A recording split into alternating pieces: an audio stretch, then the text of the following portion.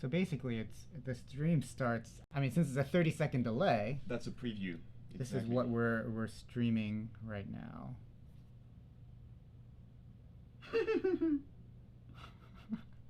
This is our first. That's how we do it. Okay, so I'm live, and chat is down here. Yeah, let's get it. I'm gonna get it pop up for you, so it's. Oh yeah. Okay, cool. Ah. Does anybody know? People know to come here, right? Yes. Okay. Yeah, I just put it up again on the comment thing. Great. So yeah, you can even minimize it a little bit if you want to still have a view. That's just a pop-out window. Oh yeah, I see. But yeah, guys, it's our first time, so. All right, exciting.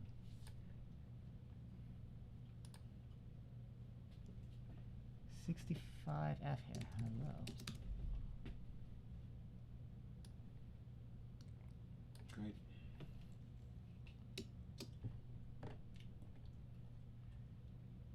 Okay. So this is the number of streamers we have right here? Okay. Or viewers? Well, actually, that's your summary. I think you have the. Oh, is there a? Is something down where you I can don't see know. if you move the window? No, not. Oh, you mean down here? Yeah. Maybe. I'll go up. Or maybe not. Maybe not. Or maybe that was it. Okay. Yeah.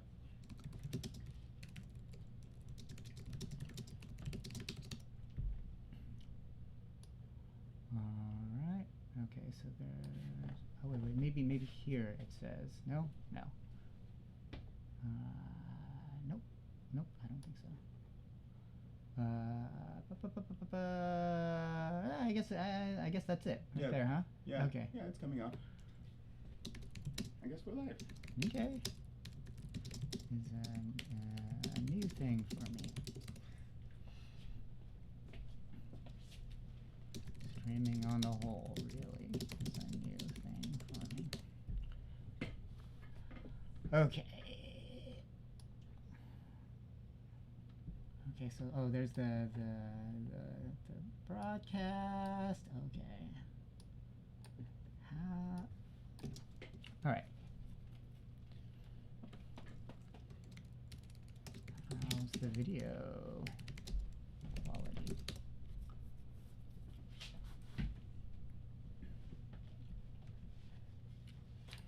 Maybe we should do an audio test.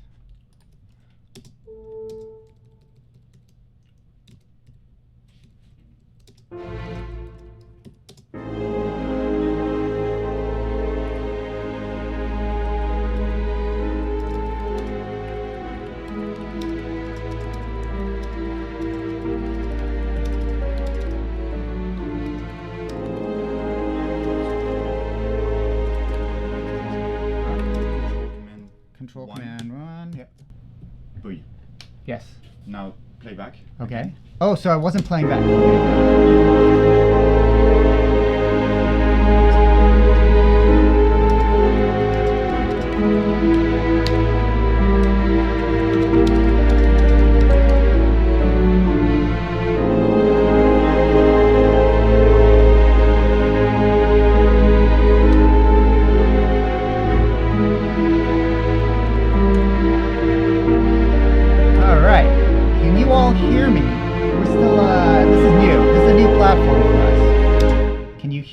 Can you hear me talking? There's a 30-second lag, I know. Let me type this. Can you hear me talking? Hello. Hello, everyone. It's working great. Yeah, okay. Can you hear the music? Music's perfect. You can hear the music? Yeah. Okay, great. All right. Well, let's get started then. Look at the quality. Yeah, okay, great. Okay, so here we go. Hello, good morning, everyone. I'm sharing today with you the fifth movement of To Shiver the Sky, which is based on texts by Copernicus. And this piece is not yet done. I'm really in the middle of it. Actually, I'm more than the middle. I'm like maybe like 80% there, but that last 20% is really the hardest. So, just so you know, this is the 5th track of To Shiver the Sky, and we had just finished the Dante movement previous to this. Dante was the 4th track, and Dante was a very dark, very it's a very sort of tortured movement. I mean, given the nature of what he was writing about, but it ends in a very sort of optimistic note, and it ends on the line from Dante's Inferno, where at the very end, Dante and Virgil reemerge. After they've done their big trek through hell, they reemerge back onto Earth, and they say, and thence we what is it? And thence we be reborn, and then. And then from thence we came forward to re-behold the stars. Yeah, sorry guys. From thence we came forth to re-behold the stars. That sounds about right. We came forth to re-behold the stars. So the idea is, after their trip through heaven and hell, well, actually hell, because this is just the Inferno, Dante and Virgil, his guide, come out onto Earth at night and they see the stars, right? So what better than a movement about the stars and astronomy after Dante comes out and sees the stars, right? So, Copernicus. Now, Copernicus landed on my desk because I have a hardcore Polish fan named Marek, who's awesome and has, over the years, just kind of fed me ideas for movements in my albums based on Polish scientists and hymns and poems and things like that. And he gave me this idea of doing something with, let me see if I can pull up the Google sheet, actually. Copernicus, of course, the great Polish astronomer. So this may look familiar to y'all. I hope you've all been following along. It doesn't get updated constantly, but this is the latest incarnation of how it is, right? So here is the original quote from Copernicus, and this is from his, the first treatise on astronomy, I think. Is that what it is? Okay. So he basically says, "And what is more beautiful than the sky, which after all embraces everything beautiful? Therefore, if the dignity of the sciences is to be judged according to their subject, then the most incomparable one will be the one which they call astronomy." And I mean, this line works perfectly coming out of Dante, right? "And thence we came forth to re-behold the stars. And what is more beautiful than the sky, which after all embraces everything beautiful?" So Copernicus, of course, actually wrote in Latin, as was the practice back then for anything scholarly. You wrote it in Latin, right? But I was getting a little tired of having Latin on this album, and as you know, I like having lots of different languages and different sounds and phonemes and phonemes. A lot of different vocal sounds, really. And so I had Marek reach out to a friend of his who does translations, and his friend did a translation of the original Latin of this quote, and he sort of poeticized it as well. So what he came up with was, please forgive my Polish, "Astronomio gweźna drogo, tysiąc maka wielkie wiedzi." I'm butchering it, I'm sure. Anyway, it goes on. You can see it right here. And the translation he came up with is, "Astronomy, you're a starry path. You are the mother of all knowledge. Even if a person is poor, they have the whole fine universe as a home. Astronomy, you are studying beautiful skies which belong to you. Your dignity is so great that all earthly troubles are not." So this is Copernicus as reinterpreted by a modern translator, basically. And we're still working on the text a little bit. I might have him go back and make some adjustments, but this is the text that I'm working with. 8 syllables, trochaic rhythm.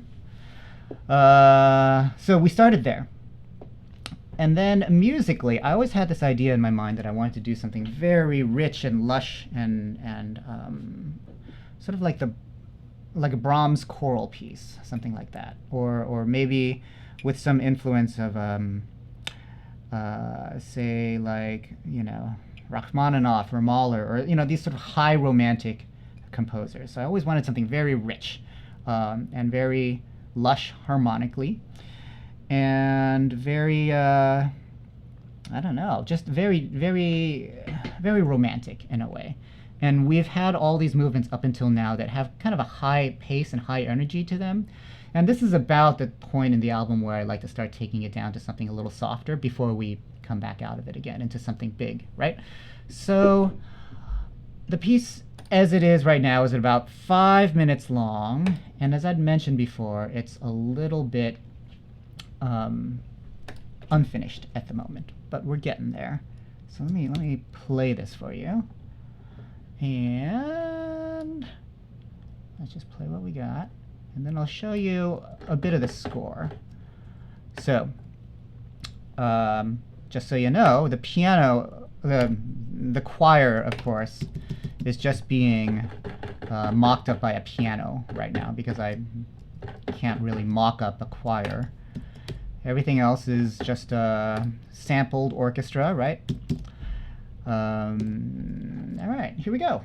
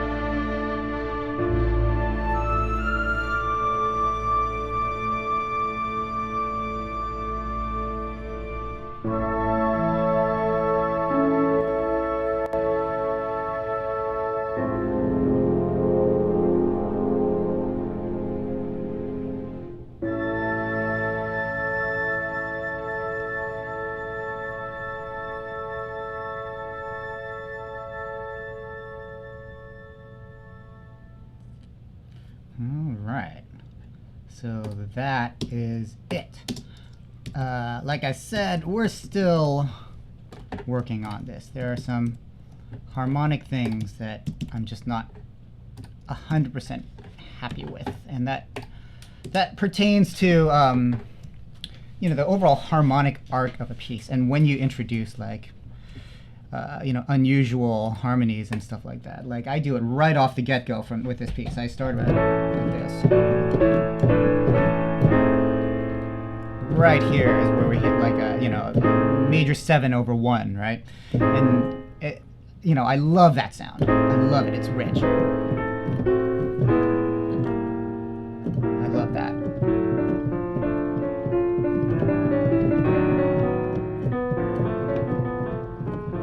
That really sort of rich, chromatic, like romantic harmony. It's very sort of like Tristan and Isolde-ish, right? Wagner's Tristan and Isolde.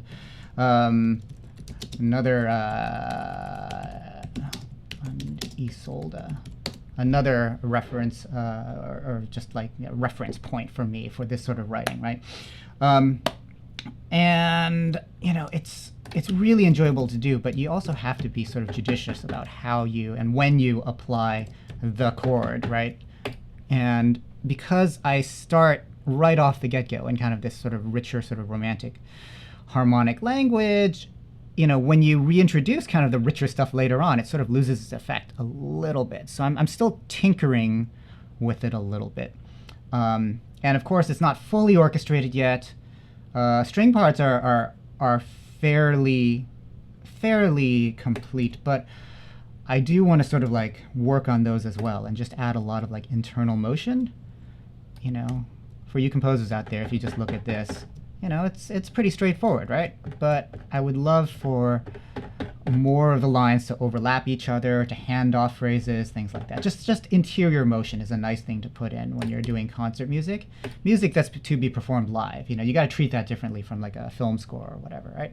So the thing that I really want to show you is this middle section here, with that big ol' rich piano part. So I'm going to play this for you again, and I'm going to show you what's happening on the piano scroll here. So here we go. Actually, I'll tell you what to listen for here. So because the idea is, we're looking at a starry night, essentially, I wanted to find some sort of musical way to depict the stars.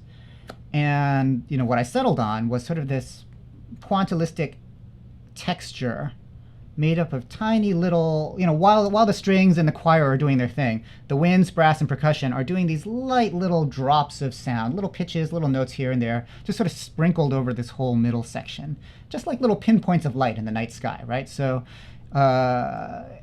let me just solo those for you right now, actually, so you can hear kind of what that's going to sound like. It's going to sound a little bit like this.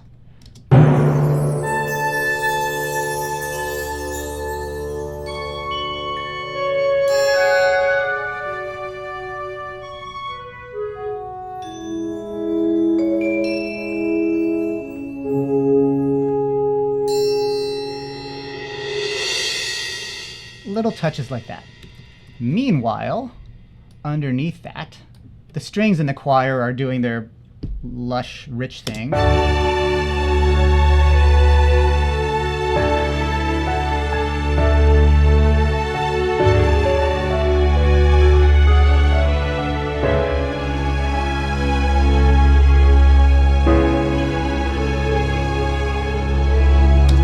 And while the strings and choir are doing that, I'm going to add the piano on top of that. And the piano does this sort of stuff.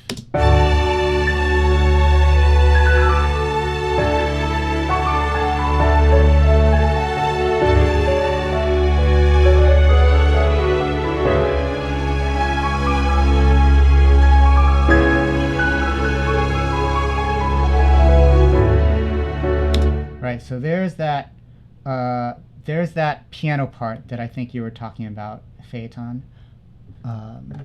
And if you know my album Drop That Contained the Sea, Devi Pravaha also has a piano and harp part like that at the very end. Okay, so you put it all together, and this is what that middle section sounds like, right?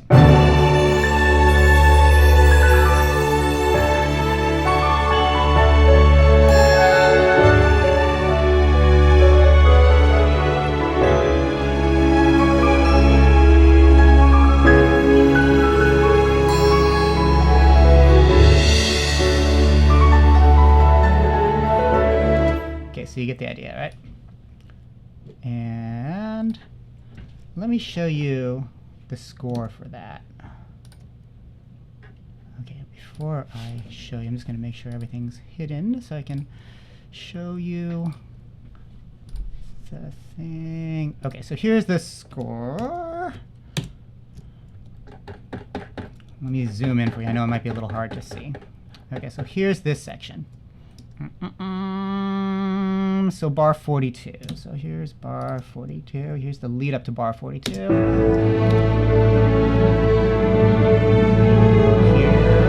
we go.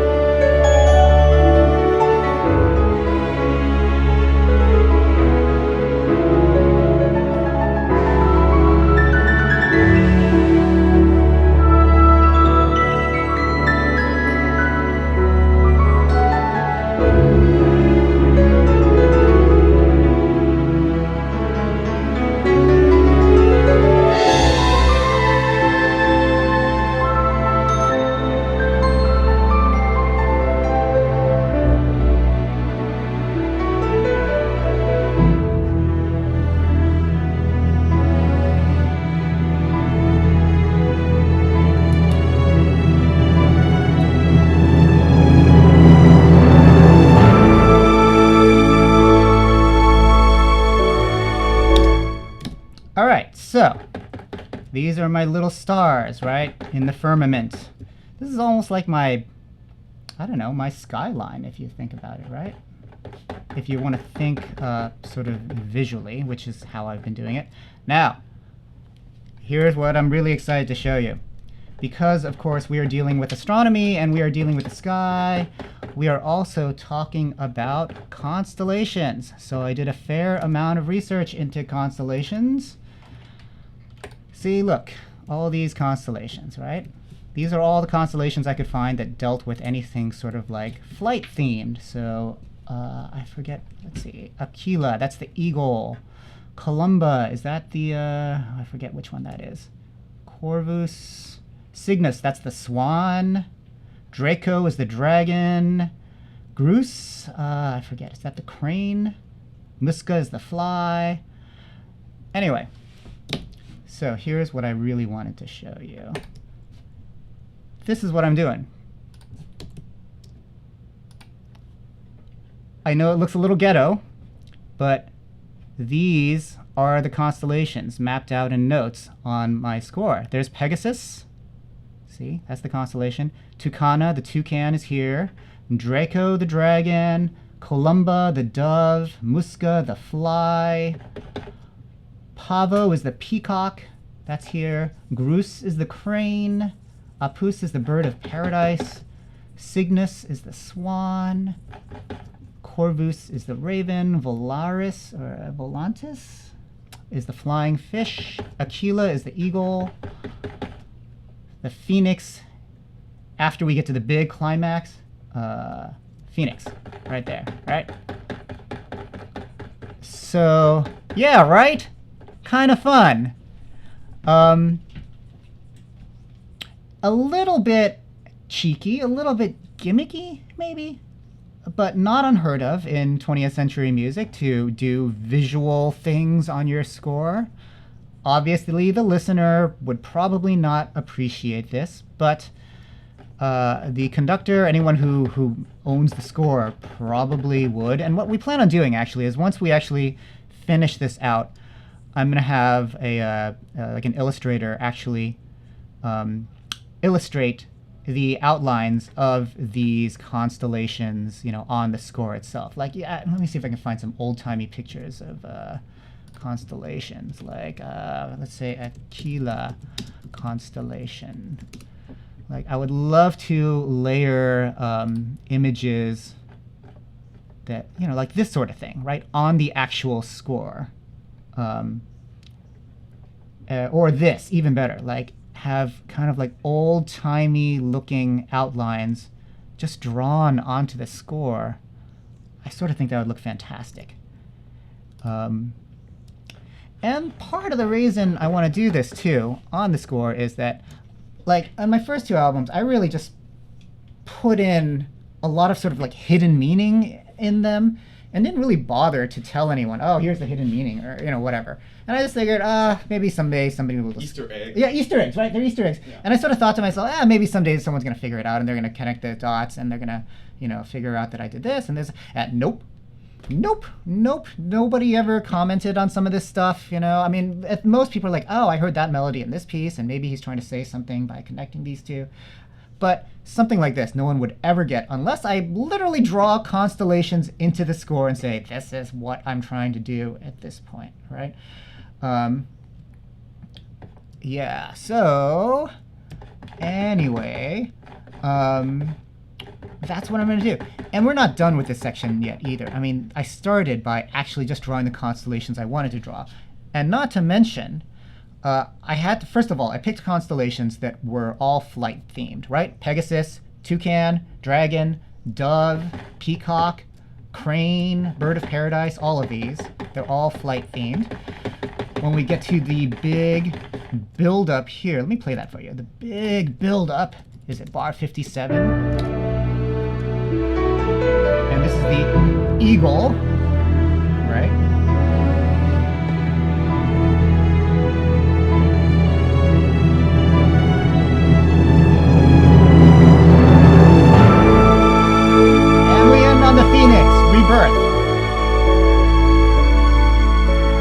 Rebirth, if you've been following along, is actually a big sort of it's a big message in this album up until this point, right? Because early on, we talk about Daedalus and Icarus falling to the sea, and then there needing to be some sort of like getting on that horse and taking to the sky again and not letting failure get you down, right? So the Phoenix was a very appropriate constellation to end on once we get to this high point in the piece.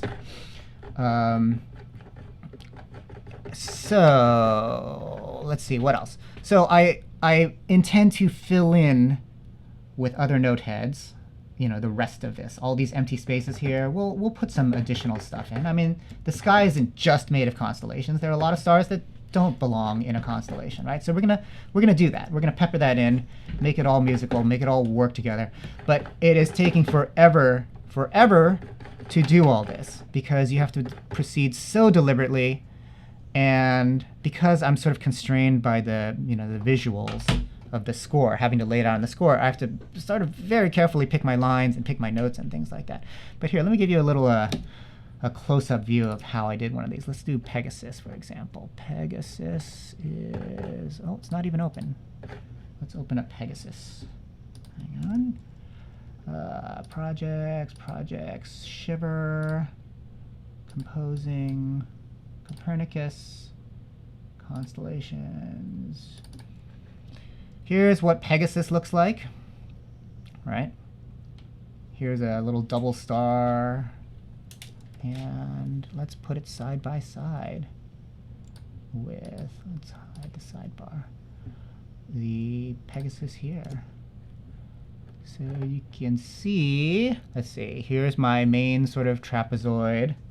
Actually, when I did this one, I was looking at a more sort of rotated version of this, where I guess if you take this image and you rotate it to the left maybe 15 degrees, then you get kind of more of an approximation of what I was looking at here. But here, for example, is these 2 stars, that's right here. These 2 stars right here, those are right here. Yeah, so that's what I was doing. And all these pitches, they fit in somewhere with what's going on, harmonically. They all make sense. Although that was not the best example of them making sense harmonically, but anyway, it does. Trust me, this will work out. See, that sort of thing. So they're meant to be sort of little specks of light that just appear suddenly and then just sort of fade, right? So, we're creating a very light impressionistic texture here. Let's see, what else can I show you?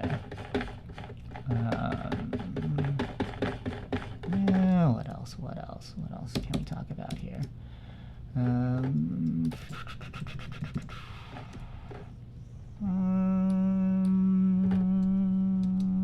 Gosh, I don't know. I think that's the highlights, really. So that's my Copernicus piece. All right, any questions? Question time. I have a question for you. Oh, yeah? I'm Okay. going to put it on the chat. Oh, wait, are there... It's one of the backer that cannot make it. Oh, okay. He posted that in the update, so Okay. I'm going to put it for everybody to see.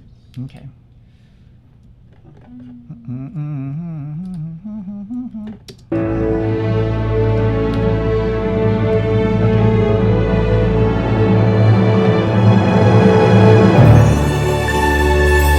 Okay, let's zoom in on this piano part, actually, because I happen to like it.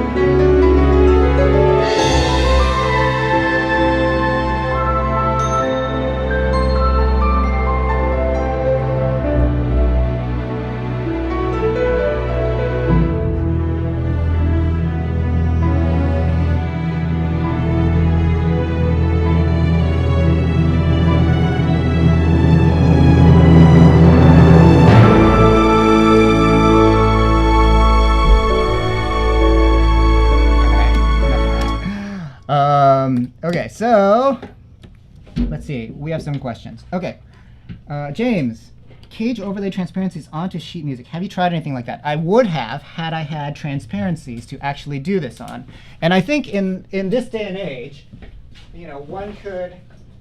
Oh shoot! I forgot my paper notes.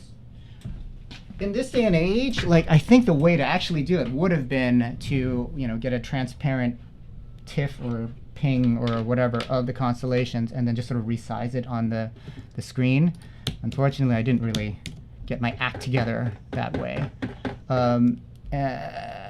But yes, that was kind of one of the ways I was I tried proceeding early on actually by doing it pencil and paper so that I could actually sort of draw things out.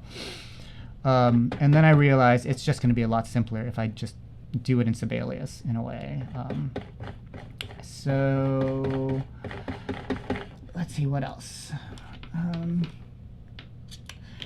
How long does post-production editing take? What's the process? Number 2, when does the choir get recorded? Okay, so number 2 first. Interestingly, we're trying to work out what choir to use right now. And we're looking at actually using some British choirs. And the hope is that we'll be able to record them all towards the end of this year. Scheduling actually becomes a real issue for choirs because they all have their regular season programming, and that they need to, they need to learn songs and rehearse for those sorts of things. Like scheduling an orchestra is easy. Like orchestra players, they just show up, they sight read, they record an album, it's done. Scheduling choirs, however, choirs need time to rehearse. They need to work on the languages. They need to, just build it into their concert schedule somehow. And so it's a bit of a challenge finding, the choirs that want to do this, like professional choirs. But the goal is to finish the choir recording before we finish the orchestral recording. The second and final orchestral session is in February. We want to be done with all the singers by then, so that once we do the orchestra, we head straight to the mix and we finish up the album so that we can release in like May or June. That's the goal. So that leads into the second question. How long does post-production editing take? It will take as long as I can possibly get on it, because I love to dive in there and really just, finesse every little thing if I can. When I did Calling All Dawns, I spent like a year just finessing things. And I sort of feel, in retrospect, that a lot of the extreme hand-wringing I did when I was mixing Calling All Dawns. I mean, we're talking like, is this 0.5 dB too loud? Maybe I should bring it down 0.5. Or maybe I should bring it down 0.3, or, getting really into the minutiae of mixing to an obscene level that no one's ever going to see. In retrospect, I sort of realized that that is time wasted. And those hours are actually better spent just making sure all your melodic ideas and your structural ideas are really just sound, right? So in the case of this album, I'm thinking, let's say we record early February. I won't have a ton of time to really finesse this, but I'm hoping I can get the mix and everything done by March, really. That's the goal. And hopefully a lot of it will sort of be pre-mixed before that last orchestra session. But there's still a lot to do on this, no doubt about it. And, I'd taken a couple years off of doing albums after Drop. And coming back to it, I forget just how painstaking of a process it is. I mean, I can score like a 60-minute silent film in about 3 weeks. Like, I can write film scores fast, maybe 2 to 3 minutes of music a day or something like that. But when it comes to writing a serious classical concert piece that's meant to live on its own and it's meant to be performed by live players and could potentially be scrutinized by those live players and singers, I spend maybe 6 weeks for a 5-minute piece, And I think this is week 3 that I'm on right now for this movement. And it's moved faster than some of the others. Like, I think the Ovid movement took like 2 months. Dante, working out all the string glissandi, that took something like 2 months. I mean, it's a real painstaking process because you want to get it right. You want to make sure that it's as good as it can be, that you'll never look back on it and say, I wish I'd done this instead. That's the sort of level of paranoia, I think, that you kind of get into when you're doing concert music like this. So we're well on our way, but I still got a ways to go. So anyway. What other questions you guys have? Anything. Can be about this, can be about scoring films, scoring video games, concerts, anything. Just ask away. In the meantime, I'll maybe play random clips from this. Okay. Here's the opening again.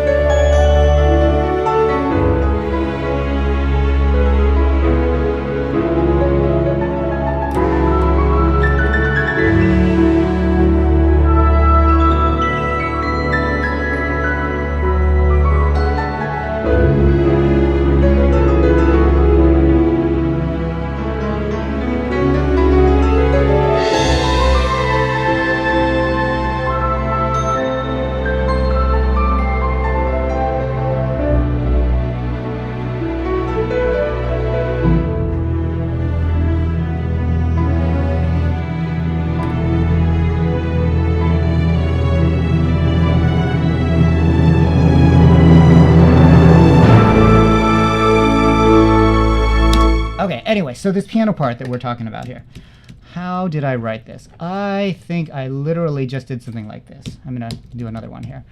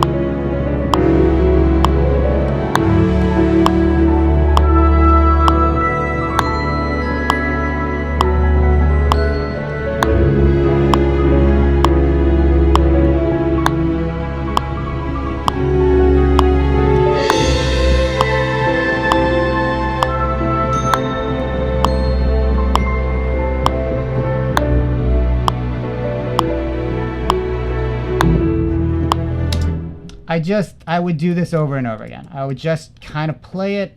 I would just, hold on, that's got a forced quantize on it. I would just kind of like free-form improvise over it.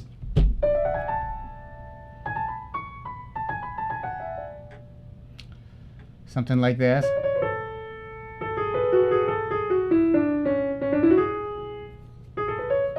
Oops. I should fix that. Oops, we should fix that too. So I would do it like that. I would do a few of these. I'd like, oh, what do I like here? What gestures do I like? Do I like the running bit here? Do I like the arpeggiated bit here? Just try out a few things. And then I would go in and I'd say, okay, this is really 30-second notes right here. So we can, make those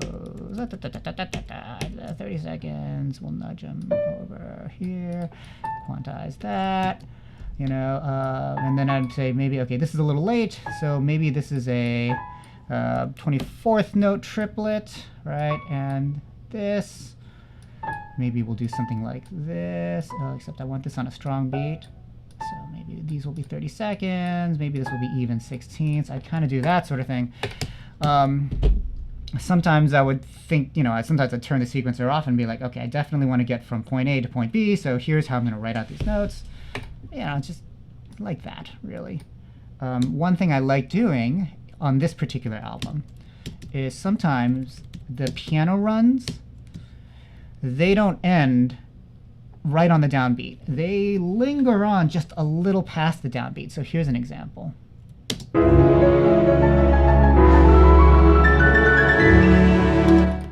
The high note does not actually end on the measure. It actually comes a 16th after. So it's like.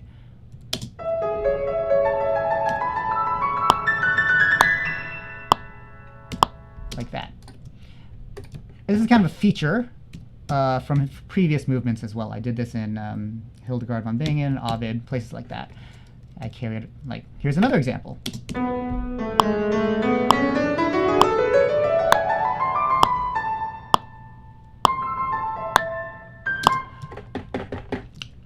I just sort of like the sound of that, honestly. If this line peaked the same time the choir, the suspended cymbals, the strings peaked on this chord change, you wouldn't actually hear this detail. In a way, if I let the other members of the orchestra peak, fade away, and then we have a little sort of glimmery thing kind of trailing over to the next bar, I sort of like that in this context. Okay, so next question is, do you keep in mind some stuff about key of composition, what notes are allowed or not in that key, or do you just freely play while listening? In other words, how do you give soul to your music? Oh, wow. All right, so I do, I keep in mind the chord changes while I'm doing that sort of free play. And, I know the changes because this is my piece,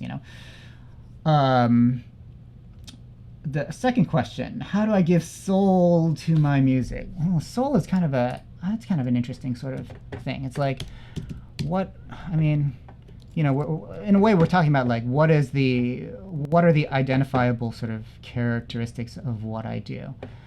And I sort of think that, it tends to be less sort of a intellectually describable thing than more sort of a feeling that you get in passages like this one.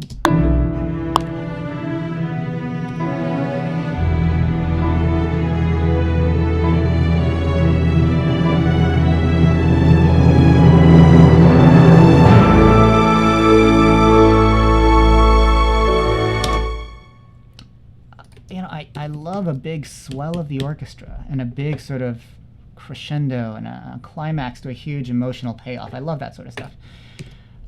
It may be a little old-fashioned these days, sadly. I mean, the new cool thing is sort of the post-classical Einaudi, Richter world, Nils Fromm, Olafur Arnalds, that sort of thing that we're in. But there is just something that I still love about this sort of romanticism, right? And maybe in my case, that's part of what makes the soul of my music. That it's not all about like a cool detachment from music.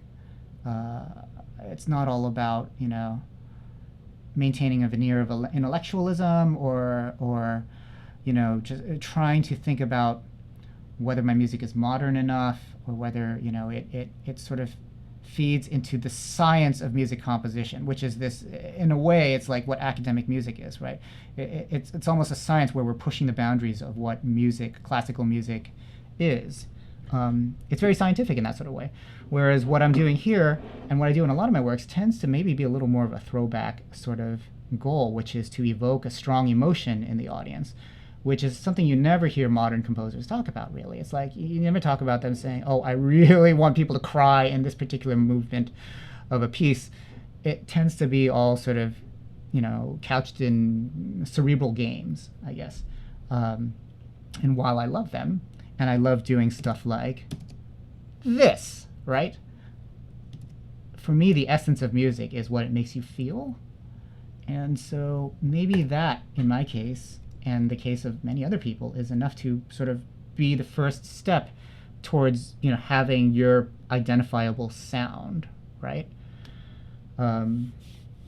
So I don't know if that answers your question or not, but I really remember maybe 15 years ago obsessing over what's my voice like as a composer, what's my philosophy? How do I have sort of a unique sound?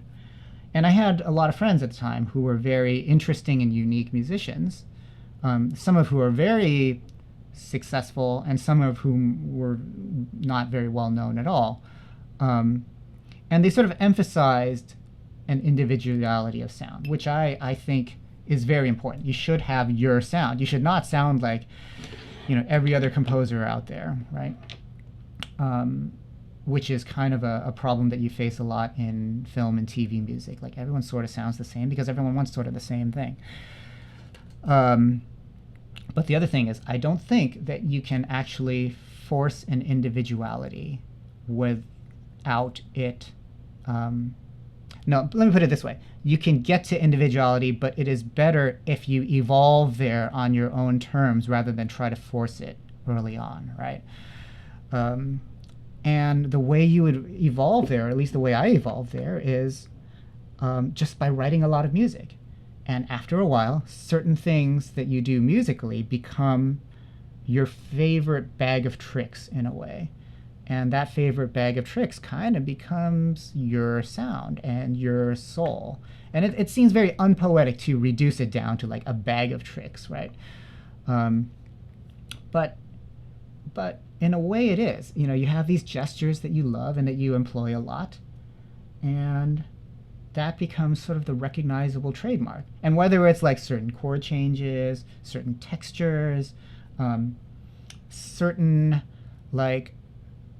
ideas or certain ways of approaching things, that when taken all together becomes who you are and your artistic voice. So my albums, my song cycles, my oratorios, they tend to be sort of conceived with these sort of programs outside of just the notes, right? They're about the water cycle, or the cycle of life, or in this case, mankind's exploration of the sky, right? There are these sort of larger-than-life thematic elements that sort of pull those together. I think that's part of my voice as well as a composer, you know?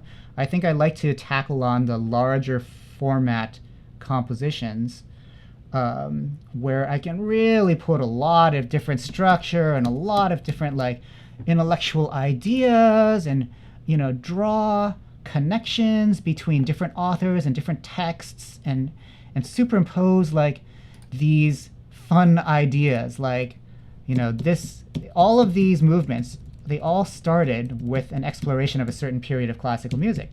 In the case of Copernicus, you know, it started with sort of a late classical musical aesthetic, which I then sort of imposed my own sort of like, I don't know, my own bag of tricks on, right? But it definitely started in this Brahmsian world. See, it's originated with a little logic session called a Brahmsian sketch. And likewise, the Jules Verne movement. Sorry about my French, Gabe. That's okay. I have a French assistant, and I have not been taking advantage of, you know, his ability to teach me to pronounce French better, and I really should do that. But anyway, the next movement will be Jules Verne. Jules Verne. And I've been listening to a lot of Debussy, honestly, and that has been great. I love Debussy. I love listening to Debussy.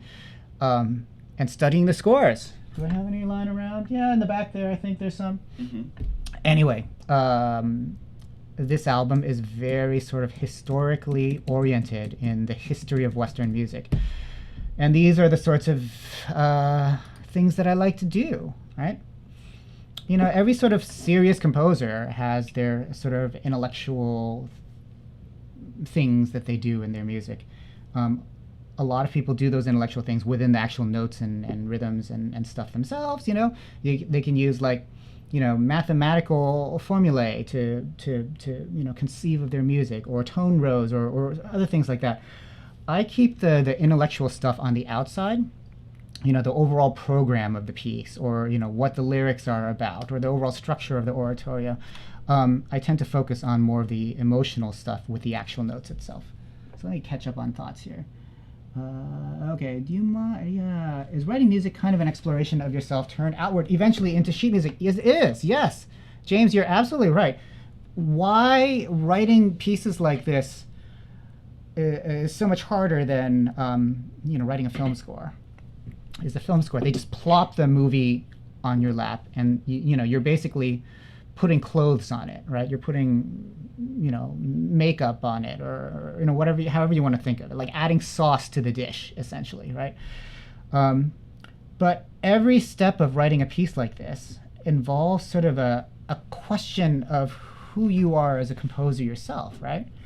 In my case, a lot of that hand-wringing and that sort of questioning is, I'm trying to write modern, contemporary, classical, serious music, yet the trend out there is still for, you know, a certain style of inaccessible modernity, which I love to listen to, but it is not me personally.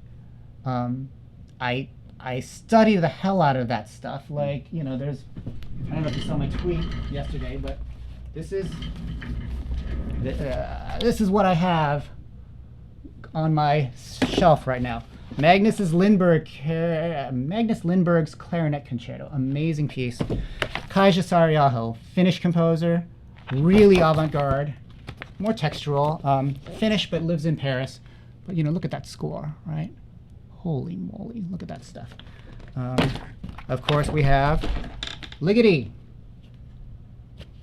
Atmospheres, with all the very detailed instructions on how to play the piece, how to prepare the piano. I mean, look at this, right? Look at that. That's nuts. That's so cool. It's really interesting. I learn a lot by studying this stuff. Takemitsu. Actually, you want to talk about, like, you know, post-Ligeti, post-Debussy. Takemitsu is the best. Amazing. Gerard Grisey, Christoph Penderecki, right? So modern music I love. I think it's really super interesting. I study it all the time. But when it comes down to what I write for myself and for you all, it tends to incorporate elements of modernity, but it still tends to be rooted in tonality. It's definitely rooted in tonality. And it tends to go for emotional and dramatic impact. So that is my voice as of 2019, really.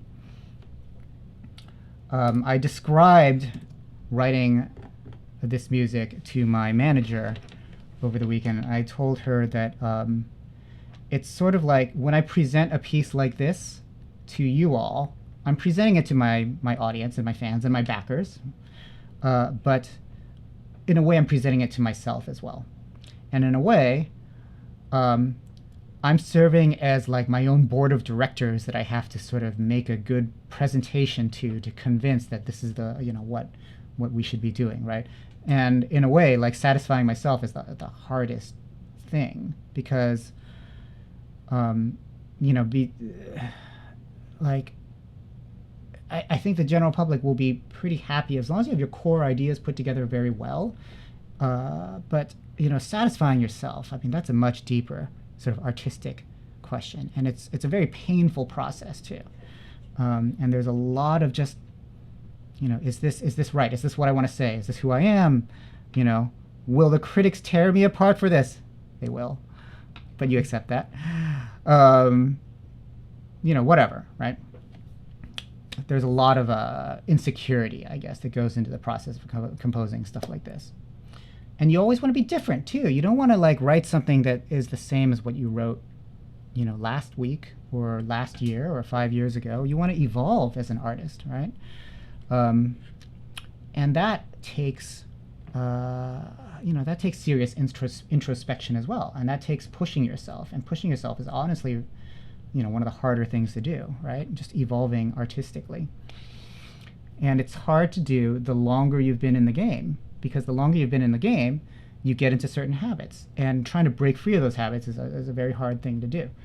And I could rely on just writing the same types of pieces that I've written for the last 15 years, and I could do them very quickly. But, I think I'd get very tired of that. Yeah, I know, the critics, right? Actually, you know what? I don't think the critics are going to tear me apart on this one. But there's another project I have on my desk for the future that is not confirmed yet, but where it's inevitable that I, like the people who tackled this before me, I'm going to get killed. I'm going to get killed about it. And it's okay. Gabe knows what I'm talking about. There is something on the horizon that's not set in stone, that's still being negotiated and worked out and stuff like that, which would be an amazing thing to do. But it is a guaranteed. You're waiting for it. It is guaranteed. Everyone's going to kill me for this. Guaranteed. I hope to do it. I hope to suffer those reviews. I think it'd be a lot of fun. But anyway, I do this. I mean, these albums I do for myself. Well, that's not true. I do it for you guys too. But I mean, at the end of the day, there's a continuity of sound between my albums, right? And there, I'm trying to create a body of recordings that makes sense. Calling All Dawns, Drop to Contain the Sea, Shiver the Sky, right? Anyway. So let's see, what else can we talk about here? You do it for the legacy.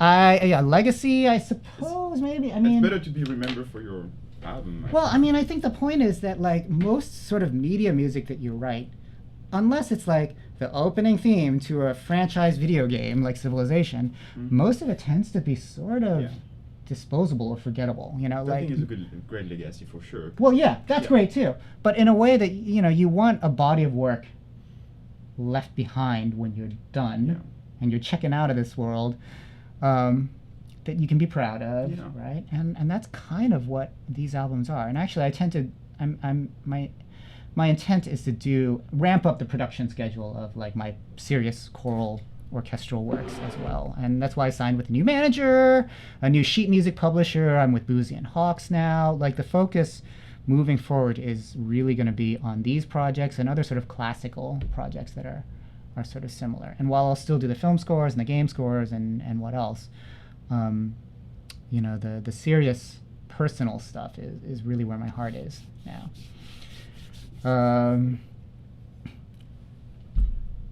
Yeah, let's see. Hello, James's wife.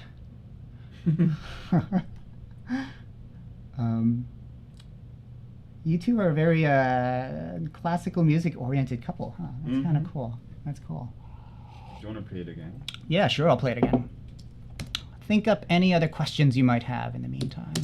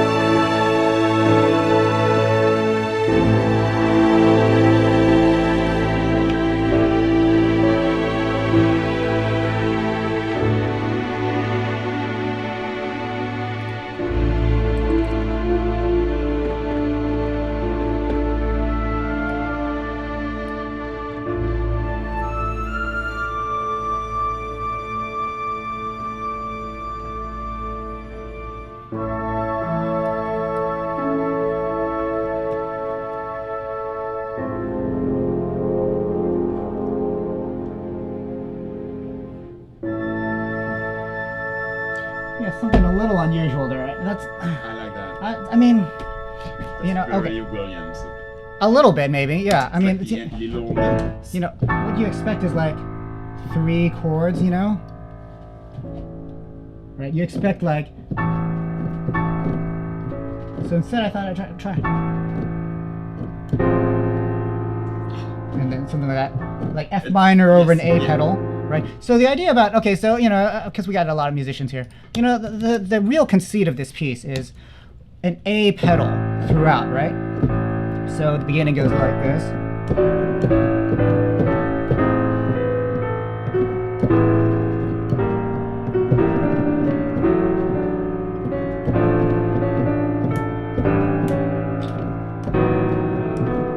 Oops.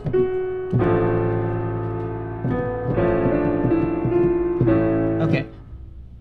That A pedal stays throughout the first 2.5 minutes. We've still got an A pedal here. If I show you the bass part, all A's up until this point, and then suddenly 2.5 minutes in, what the heck? 4 chord.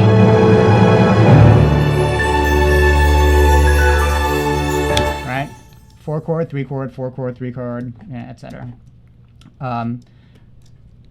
And then it's only what is this? 3.5 minutes in that we get the 5 chord. Big 5 chord.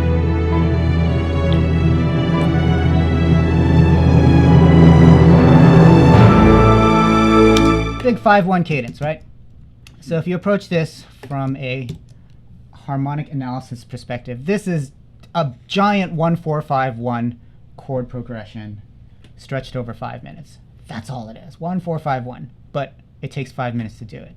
And here's the proof in the pudding. These are just A's as well, right?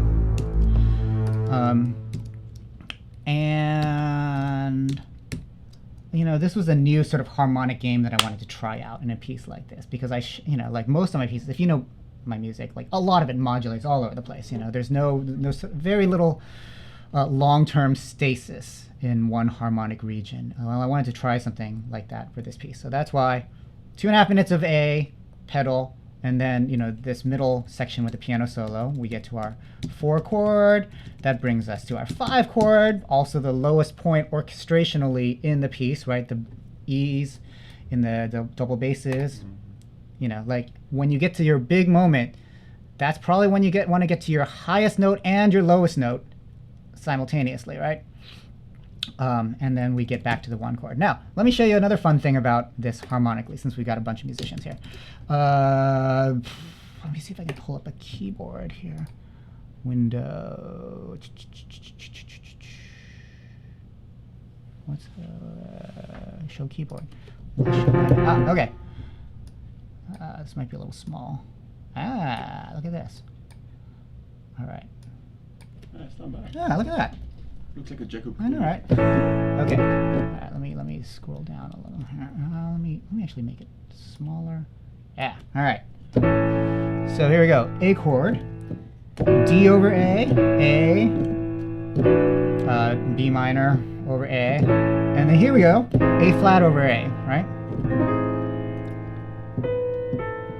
Okay. Now here, this is the 5 chord, the E over A. We've still got our A pedal. But watch what I start doing here. So see these notes here? The G sharp and the B. I keep this minor third going, descending, and this creates the harmonies for the next section. And I make some slight changes here. I go da, da. But what I sort of loved was this sort of like middle voice descending thing.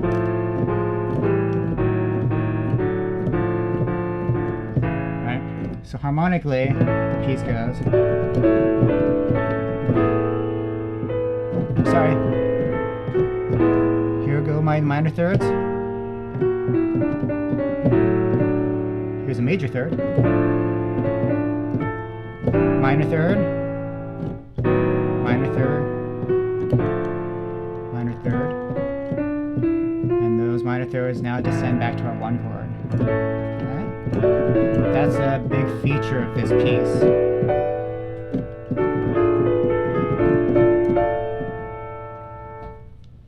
That's something that I always wanted from the get-go. Like this, I wanted to build my harmonies around this idea of a cascading sequence of thirds. You can go all sorts of ways with this.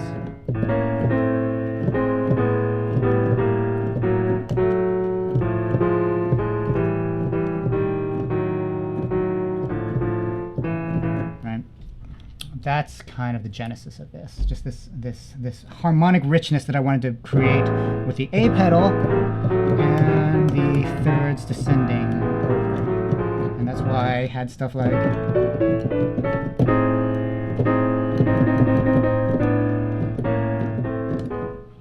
anyway. That was the root idea for all of this. Okay, what else? We got about 15 more minutes here. Any other sort of general questions? Any other general questions? Let's see.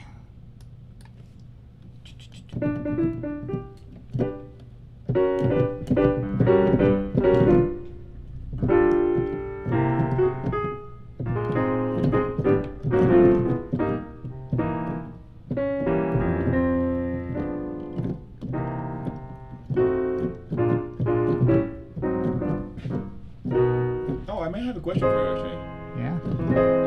Crazy Rich Asians, right? Jazz, big band. And right. What about jazz in your influence? You're always talking about classical music. Yeah, but there's always a touch of jazz. There's always a touch It's always of like a jazz. little influence of jazz. Is Crazy Rich Asian was like, okay, now I can do it, and now it's like shimmering in To Shiver the Sky? No, I don't think so. Because Debbie Prava also has like this Debbie Prava has the total jazz licks, right? Yeah. Yeah, completely Lydian, open, modal. Definitely. Yeah, it's very, very modal. There's always been a very light jazz influence. But the thing about like also having some jazz chops too is the moment you start doing, like the moment you have a chord like this,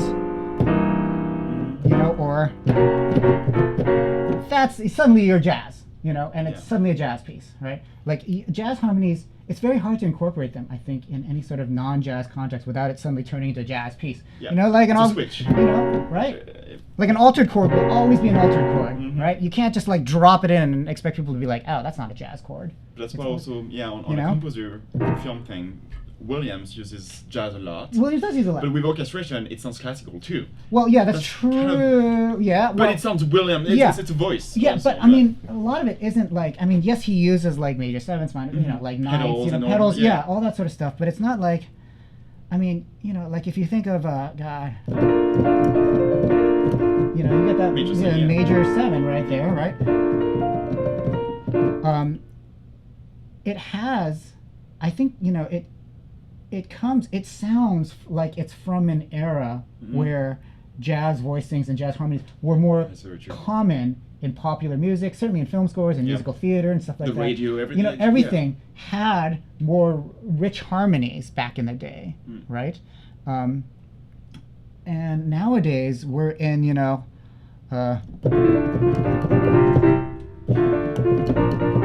power chord world, right?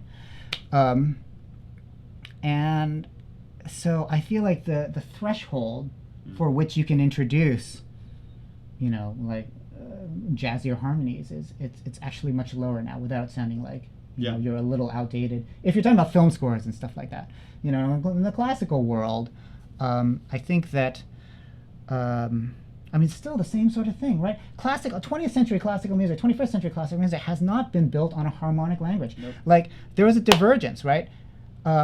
We were all sort of using the same harmonies around the time of Debussy. Yep.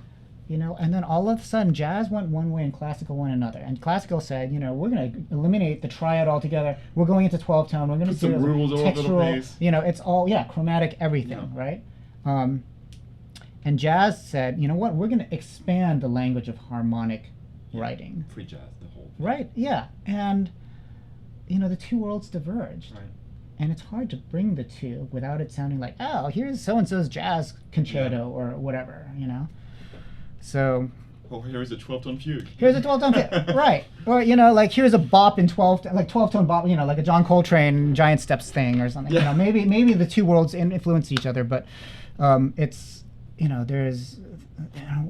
It's hard to reconcile these worlds. Like, we're in a very unusual space now, I think, in that it's only gotten more confusing to know what it means to be a contemporary classical composer.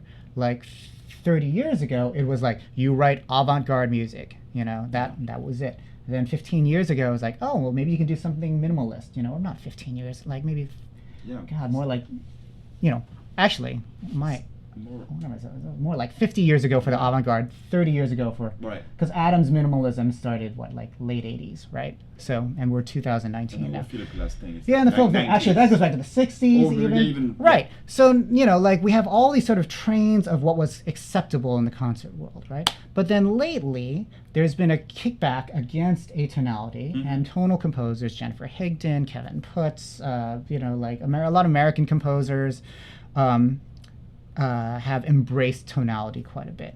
While still in Europe, it's still very avant-garde, but less so. Yeah. But, you have strains of study like, spectralism coming out of France. That's where you get Sarajevo and people like that. And then all of a sudden, you sort of have this sort of pop classical thing with like Max Richter and Ludovico Einaudi and that sort of thing. And that's creating a big debate. And then you have choral music too, which has always been sort of tonal because of the limitations of, human voice and the human ear and stuff like that. So now we're in this world where it's like anything goes, but everyone's going to get snippy about one thing or another. And maybe it's not in the US that people get snippy about one thing, but you go to Europe and suddenly they're snippy about another thing. And it's hard to define yourself with the audience. It's very hard to define yourself. But you know what the thing is? I think nowadays is, as an artist, this is relevant for you too, because you're, at the beginning of your artistic career, like you're establishing your own voice. It is this thing where you kind of have to feel out what people react to, what you personally react to, and run with that, right? Because I could write 12-tone music all day, or I could write avant-garde, abstract, textural music all day. Like I have those skills. You have those skills. We have those skills. Is it you?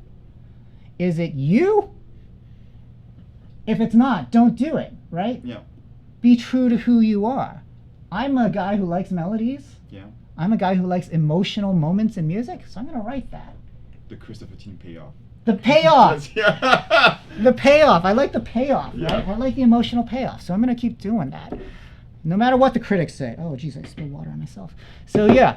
And anyway. Just so you know, Chris used to be a jazz bass player as well. I used to play jazz bass in combos. So there's that. Yeah. I saw. Did you see my Twitter last night? I saw the funniest tweet.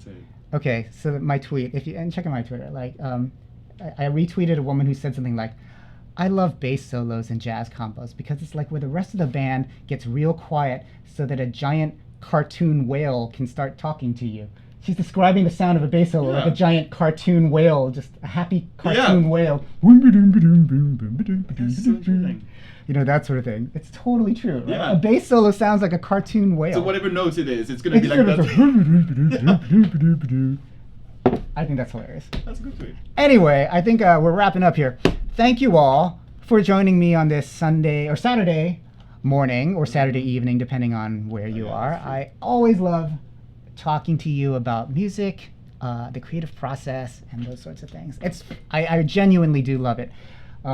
Even after this album is over, we're going to try to figure out more ways to do live streaming events for not just Kickstarter backers, because this is very specific to just the Kickstarter backers, but to the general public, I think. But for now, everything about this album we want to give to you guys as an exclusive, including a behind-the-scenes look at the creative process.